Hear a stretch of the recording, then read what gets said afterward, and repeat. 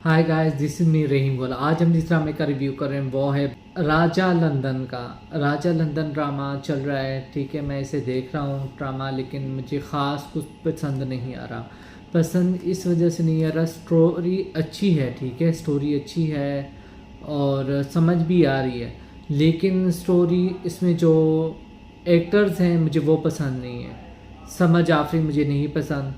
एक तरफ आपने एक बच्चे को लिया है जो राजा का किरदार प्ले कर रहे हैं, और एक तरफ आपने एक बड़े से मिच्योर बंदे को लिया है जो आदिल सुल्तान का किरदार अदा कर रहा है, ठीक है। आपने जावियार को लिया है, ठीक है, आपने एक वो किरदार लिया है। जावियार और समझ आफरी का आप लोग देखें कोई कंपैरिजन नहीं है, ठीक है। जावियार गुलाम बादशाह सुंदरी में भी था, वो एक इमरान अशरफ के ओपोजिट था, ठीक है। मेन लीड पर थे दोनों, ठीक है। वो एक दूसरे के बराबर लग रहे थे।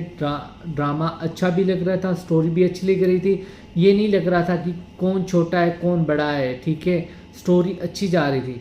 यहाँ तो समर जाफरी बहुत छोटा बच्चा लग रहा है, ठीक है। और उसमें आई डोंट नो इतनी वो दिखा दिया है कि वो एक बहुत ईमानदार बच्चा है, ठीक है। उसका बाप ईमानदार था, लेकिन उस पर बेईमानी का इल्ज़ाम लगा, चोरी का इल्ज़ाम लगा और वो मर गया। उसके बाद अब सब कुछ वो कर रहा है, ठीक है। वो बहुत ईमानदार है, बहुत सच्चाई से काम करता है, ठीक है। ऊपर से फिर वो अब उसको एक लड़की पसंद आ गई है, रानिया, ठीक है। जो रानी रानी उसे कहते हैं, ठीक है। रानी उसे पसंद आ गई है। अब वो रानी भी बहुत छोटी लग रही है, ठीक है, जावियार से बहुत छोटी लग रही है। मुझे कुछ समझ नहीं आ रहा कि आप लोगों ने इस लड़की को क्यों एज ए हीरोइन लिया है। बहुत सारी ऐसी लड़कियां थी जिसको आप लोग आसानी से ले सकते थे इस किरदार के लिए, ठीक है।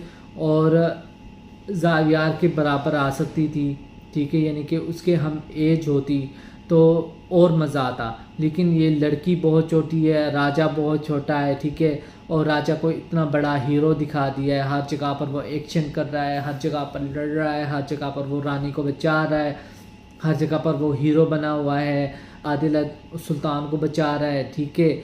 वो हर जगह पर पहुंचा हुआ है, ठीक है।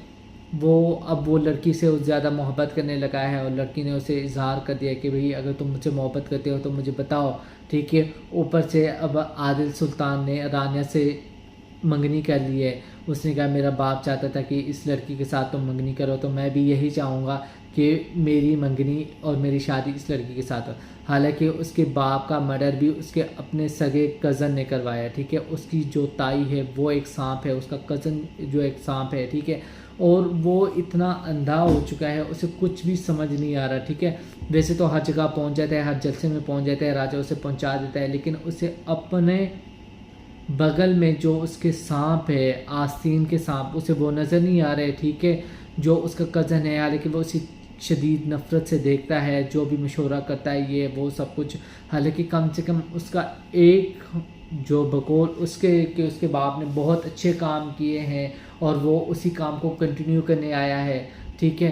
तो कम से कम एक बंदा तो मुखलिस होता जो उसे बताता कि तुम्हारा जो कज़न है और तुम्हारी जो ताई है, इनसे तुम बच के रहो, ये बहुत यानी कि बहुत बड़े सांप हैं, ये तुम्हें डसेंगे और ये तुम्हें डस रहे हैं। हर जगह पर जहाँ पर हमला हो रहा है इन्होंने करवाया, जो कुछ भी हो रहा है तो उन्होंने करवाया है। कभी वो बम ब्लास्ट करवा रहे हैं, कभी गुंडे भेज रहे हैं, कभी अगवा कर रहे हैं, कभी गोलियां चला रहे हैं। हर वक्त तो उन्होंने अंधेर नगरी मचाई हुई है, ठीक है। वैसे तो ये आदिल सुल्तान है, ये वो वगैरह।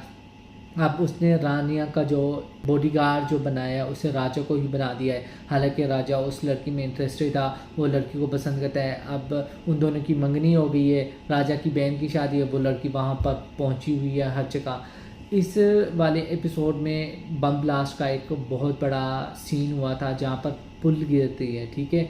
जहाँ पर पुल गिरता है वहाँ पर पुल गिरती है, लोग मर रहे होते हैं, लेकिन जो हमारी रानी है वो गाड़ी में बैठी होती है, पुल उसके पास गिरता है लेकिन उसे कुछ नहीं होता। फिर राजा भाग कर आता है, गाड़ी की शीशे तोड़ता है, ठीक है। फिर उसे बचा कर लेकर जाता है।